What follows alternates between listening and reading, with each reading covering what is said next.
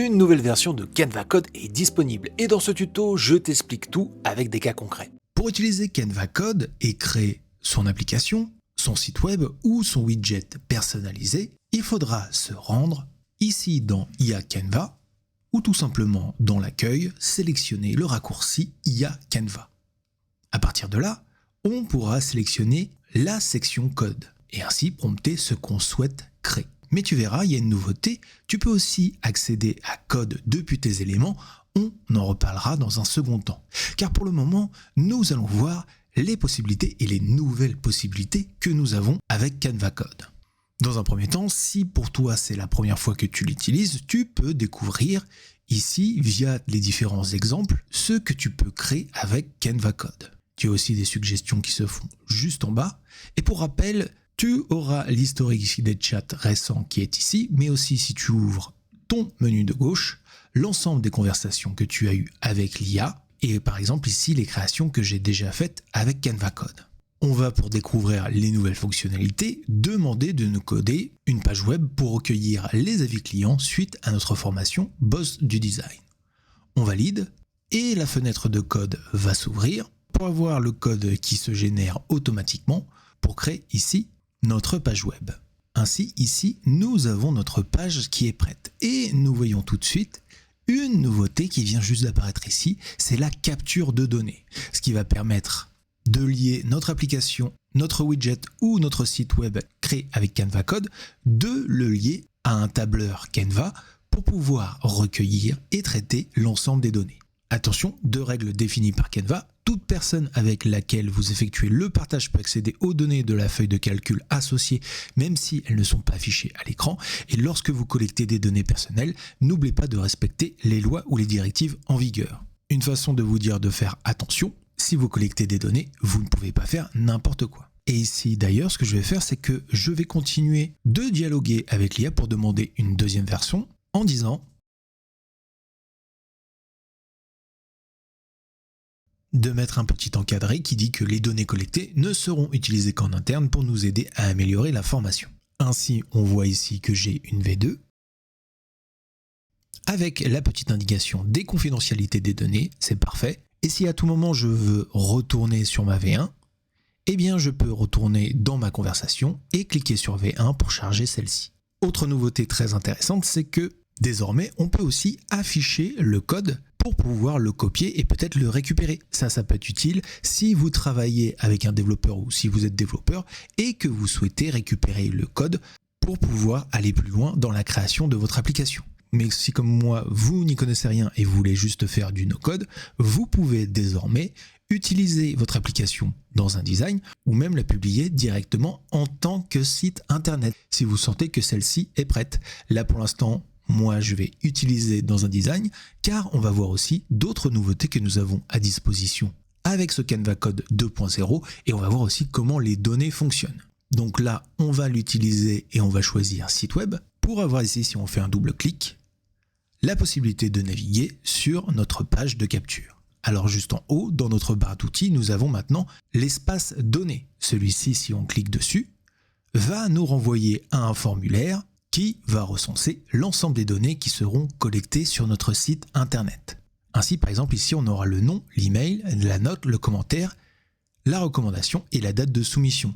Par exemple, si je mets mon email, ma note, on va mettre très satisfait, et mon commentaire, je peux sélectionner je recommande cette formation et j'envoie mon avis.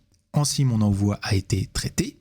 Si je vais maintenant sur avis de formation, on voit que de nouvelles données sont disponibles et qu'il faudra que j'ouvre le panneau des données qui se trouve juste ici pour pouvoir actualiser celle-ci et voir ainsi sur mon Canva Sheet, sur mon tableur, les informations qui ont été données.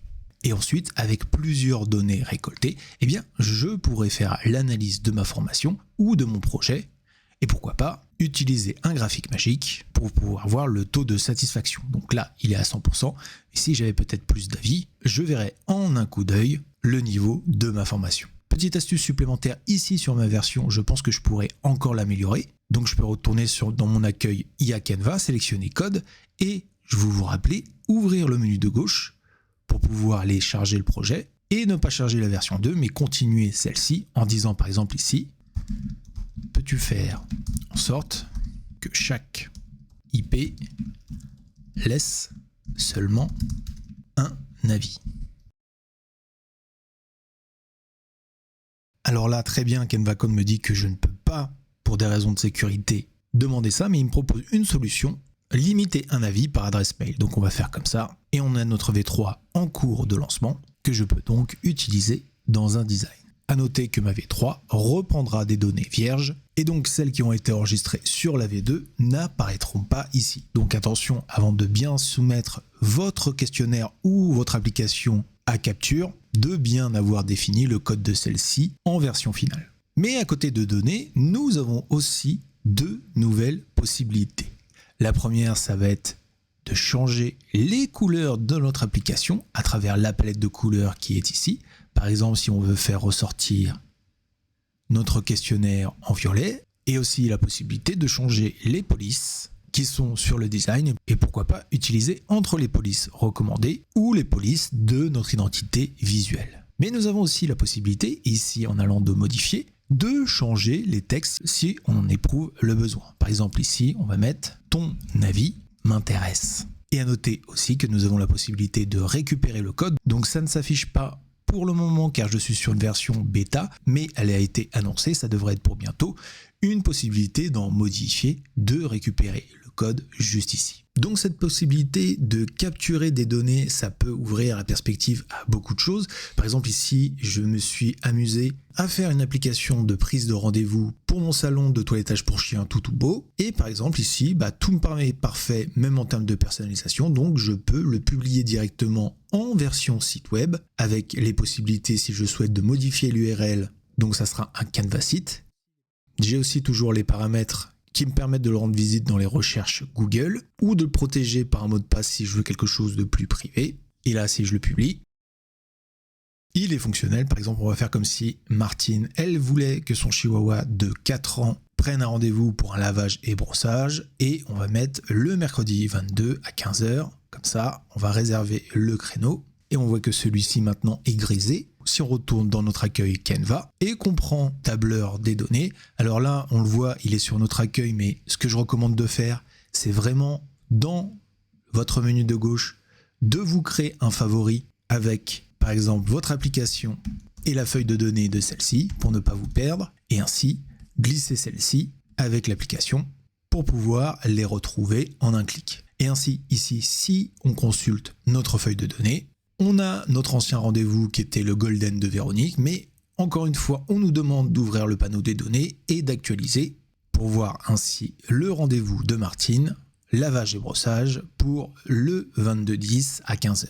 Et enfin, vous vous souvenez, au début, je vous ai dit que Canva Code était accessible via le menu IA Canva, mais qu'il y avait aussi une autre possibilité de créer ces petites applications ou widgets. Et ça se trouve dans différents designs, que ce soit les présentations, les tableaux blancs ou même les tableurs. Car en fait, Canva Code va vous permettre de générer des petits widgets qui peuvent soit rendre dynamique votre présentation ou même la rendre plus collaborative si les gens y ont accès. Et pour pouvoir gérer avec Canva Code dans un de ces designs, vous n'êtes pas obligé de passer directement par IA Canva, vous pouvez tout simplement maintenant, dans le design sélectionné, aller dans éléments et d'aller sélectionner ici, non pas générer des images, mais générer un code. Vous allez décrire l'application que vous souhaitez mettre en place, par exemple ici, un widget pour savoir l'humeur du groupe, tout le monde peut participer.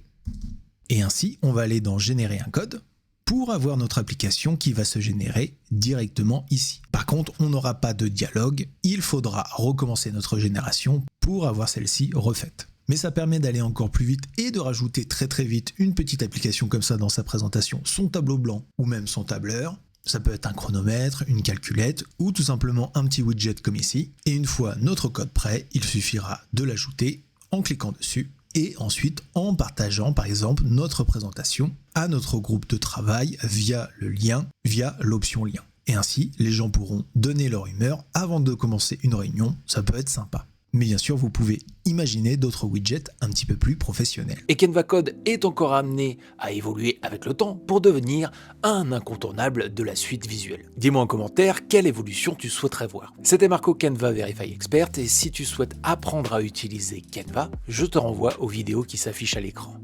A plus!